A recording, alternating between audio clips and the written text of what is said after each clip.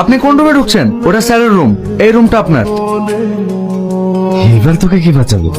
তুমি এই ঘরে কি করছো? শ্বশুর আবার ঘরটা একটু ঘুরে দেখছিলাম। তুমি তাড়াতাড়ি এই ঘর থেকে চলো, এই ঘরে ড্যাডি কাউকে প্রবেশ করতে দেয় না। কাজ কমপ্লিট। আমার সঙ্গে পাঙ্গা নেওয়া? আজ রাতে তোরা পার্টি করিস? স্যার, আপনার সঙ্গে একজন দেখা করতে চাই। ভিতরে পাঠিয়ে দাও।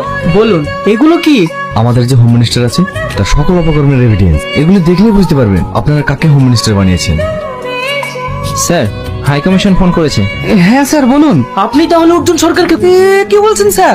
আমি কেন অর্জুন সরকারকে মারতে যাবো? দেখুন, আমার কাছে আপনার সমস্ত অপকর্মের এভিডেন্স আছে।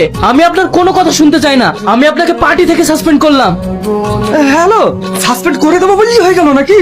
এই পার্টির জন্য আমি 14 বছর ধরে লড়াই করছি, তো সহজে আমি ছেড়ে দেবো না। আমি একটা কথা ভেবে পাচ্ছি না, হাই কমিশনের কাছে এত এভিডেন্স পৌঁছালো কি করে? হাই কমিশনের কাছে এত এভিডেন্স পৌঁছালো কি করে সেটা ভাবছেন তো? সে আর অন্য কেউ না, আপনারই হবু জামাই। তখনই বুঝতে পেরেছিলাম এ কোনো সাধারণ ছেলে না। আমার পিছনে লাথি মারো।